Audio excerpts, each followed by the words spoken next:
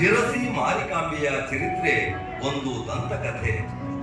ಮಾರಿಕಾಂಬೆ ಸುರಲೋಕ ಸುಂದರಿಯನ್ನೂ ನಾಚಿಸುವ ಅಪ್ರತಿಮ ಸೌಂದರ್ಯದ ಬ್ರಾಹ್ಮಣ ಕನ್ಯೆ.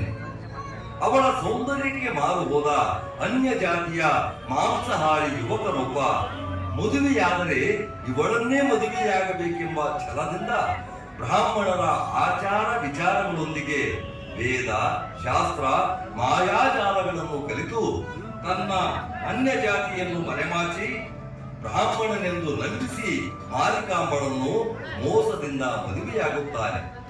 ಕಾಲಾಂತರದಲ್ಲಿ ತನ್ನ ಗಂಡ ಅನ್ಯ ಜಾತಿಯ ಮಾಂಸಾಹಾರಿ ಎಂದು ತಿಳಿದು ಕ್ಷುದ್ರರಾಗಿ ಇವನು ಬ್ರಾಹ್ಮಣನಲ್ಲ ಅನ್ಯ ಜಾತಿಯವನು, ಸುಳ್ಳು ಹೇಳಿ ನನ್ನನ್ನು ಮದುವೆಯಾಗಿ ಬ್ರಾಹ್ಮಣ ಕುಲದ ಆಚಾರ ವಿಚಾರಗಳಿಗೆ ಅಪಚಾರವೆಸಗಿದ್ದಾನೆ. ಈ ಪಾಪಿಯನ್ನು ಜೀವ ಸಹಿತ ಬಿಡಬಾರದೆಂದು ರೌದ್ರಾವತಾರ ತಾಳಿ ಆರ್ಭಟಿಸುತ್ತ ಬರುತ್ತಾಳೆ. ಆಗ ಮೋಸ ಮೋಸ, ಅನ್ಯ ಜಾತಿ ಗಂಡಿನಿಂದ ಬ್ರಾಹ್ಮಣ ಹೆಣ್ಣಿಗೆ ಅತೀವ ಮೋಸ. ಕೆಲವೋ ವಂಚಕ ಕುಲಗೋಪು ಮುಚ್ಚಿಟ್ಟು ವೇದಶಾಸ್ತ್ರ ಕಲಿತು ಬ್ರಾಹ್ಮಣನೆಂದು ನಂಬಿಸಿ ಮೋಸದಿಂದ ನನ್ನನ್ನು ಮದುವೆಯಾದ ನಿನ್ನ ರುಂಡವನ್ನು ಉಂಡದಿಂದ ಬೇರ್ಪಡಿಸದೆ ಬಿಡಲಾರೆ. ಬೇಡ, ನನ್ನನ್ನೇನು ಮಾಡಬೇಡ. ನಿನ್ನ ಮೇಲಿನ ಅತೀವ ಮೋಹದಿಂದ ನಾನು ಈ ರೀತಿ ಮಾಡಬೇಕಾಯಿತು. ಮಾಡಿದ ಅಪರಾಧಕ್ಕೆ ಕ್ಷಮೆ ಇರಲಿ. ಕ್ಷಮೆ? ಅದೆಂದಿಗೂ ಸಾಧ್ಯವಿಲ್ಲ. ನೀನು ಮಾಡಿರುವುದು ಕ್ಷಮಿಸಲಾರದ ಅಕ್ಷಮ್ಯ ಅಪರಾಧ. ಬ್ರಾಹ್ಮಣ್ಯ ಕುಲ ಸಂಪ್ರದಾಯಗಳನ್ನು ಗಾಳಿಗೆ ತೂರಿ ಮಾಂಸ ಭುಂಜಿಸಿ ಬ್ರಾಹ್ಮಣ ಕುಲ ಮರ್ಯಾದೆಗೆ ಮಸು ಪಡೆದ ಪರಮ ಪಾಪಿ ನೀನು. ಸುಳ್ಳು ಮೋಸ ವಂಚನೆಗಳಿಂದ ಕುಲ ಸ್ತ್ರೀಯರ ಕೊಲೆಗೆಡಿಸುವ ನಿನ್ನಂಥ ದ್ರೋಹಿ ಬದುಕಿರಲೇಬಾರದು. ದುಡುಕಬೇಡ, ವಿಚಾರಿಸು. ಎಷ್ಟಾದರೂ ನಾನು ನಿನ್ನ ಗಂಡ. ಅಲ್ಲ ಅಲ್ಲ ಅಲ್ಲ, ಮನುಕುಲಕ್ಕೆ ದಂಡವಾಗಿ ಭಂಡ ದೇಹ ಹೊತ್ತು ಬಂದಿರುವ ಕೆಟ್ಟ ಪಿಂಡ ನೀನು. ಇಂದು ನಿನ್ನ ರುಂಡ ಚೆಂಡಾಡದೆ ಬಿಡಲಾರೆ. ಸಿದ್ಧನಾಗು ಸಾವಿಗೆ ಶರಣಾಗಲು. ನನ್ನ ಸಾವು ಅದು ನಿನ್ನ ಕೈಯಿಂದ? ಅಯ್ಯೋ ಹುಚ್ಚಿ, ಅಸಾಧ್ಯದ ಕನಸು ಕಾಣುತ್ತಿರುವೇನೆ. ಸಕಲ ವಿದ್ಯಾ ಪಾರಂಗತರಾದ ನನ್ನನ್ನು ನೀನೇನು ಮಾಡಲು ಸಾಧ್ಯವಿಲ್ಲ. ಈಗ ನೋಡು ನನ್ನ ಮಾಯಾ ವಿದ್ಯೆಯನ್ನು.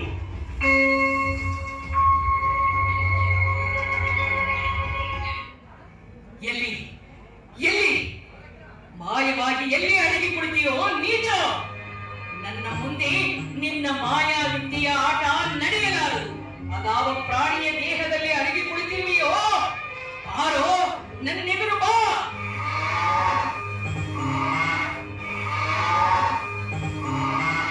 ಓಡದ ದೇಹದಲ್ಲಿ ಅವಿತು ನನ್ನೆದುರು ಬಂದಿರುವೆಯಾ? ಬಿಡುವುದಿಲ್ಲ ನಿನ್ನನ್ನು. ಕಪಟ ವಂಚನೆ ಸುಳ್ಳು ಹೇಳಿ ಮೋಸ ಮಾಡುವವರಿಗೆ ಪಾಠವಾಗಿ ಇದೋ ನಿನ್ನ ರುಂಡವನ್ನು ತುಂಡರಿಸುತ್ತಿದ್ದೀನಿ.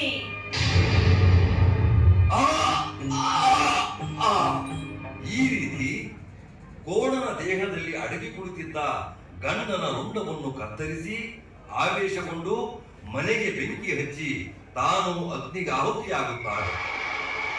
ಈ ದೃಶ್ಯ ಕಂಡ ಜನಸಮೂಹ ಮಾರಿಕಾಂಬೆ ಸಾಮಾನ್ಯ ಹೆಣ್ಣಲ್ಲ, ದೈವಾಂಶ ಸಂಭೂತೆ, ಆದಿಶಕ್ತಿ ಅವತಾರವೆಂದು ಭಾವಿಸಿ ಮಾರಿಕಾಂಬಳನ್ನು ಪೂಜಿಸತೊಡಗುತ್ತಾರೆ. ಶಿರಸಿ ಮಾರಿಕಾಂಬ ಪ್ರತಿಮೆಯು ಹಾನಗಲ್ಲಿನಿಂದ ಬಂದದ್ದು ಎಂಬ ಪ್ರತೀತಿ ಇದೆ.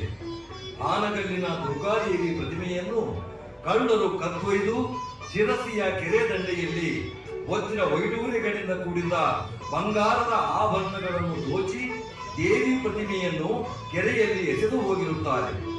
ಈಗಲೂ ಸಹ ಆ ಕೆರೆಯನ್ನು ದೇವಿ ಕೆರೆ ಎಂದು ಕರೆಯುತ್ತಾರೆ. ಕಾಲಾಂತರದಲ್ಲಿ ಅಸಾರಿ ಕುಟುಂಬದ ಬಸಪ್ಪನ ಕನಸಿನಲ್ಲಿ ದೇವಿ ಬಂದು ನಾನು ಕೆರೆಯಲ್ಲಿದ್ದೇನೆ, ನನಗೊಂದು ಸ್ಥಾನಗಳು ಎಂದಾಗ ಊರ ಗೌಡನಿಗೆ ತಿಳಿಸಿ ಕೆರೆಯಿಂದ ದೇವಿ ಪ್ರತಿಮೆಯನ್ನು ಹೊರತೆಗೆದು ಆಗ ಶಿರಸಿಯನ್ನು ಆಳುತ್ತಿದ್ದ ಇಮ್ಮಡಿ ಸದಾಶಿವರಾಯರಿಂದ 1689ರಲ್ಲಿ ಶ್ರೀ ಮಾರಿಕಾಂಬೆ ದೇವಸ್ಥಾನವನ್ನು ಕಟ್ಟಿಸಲ್ಪಡುತ್ತದೆ.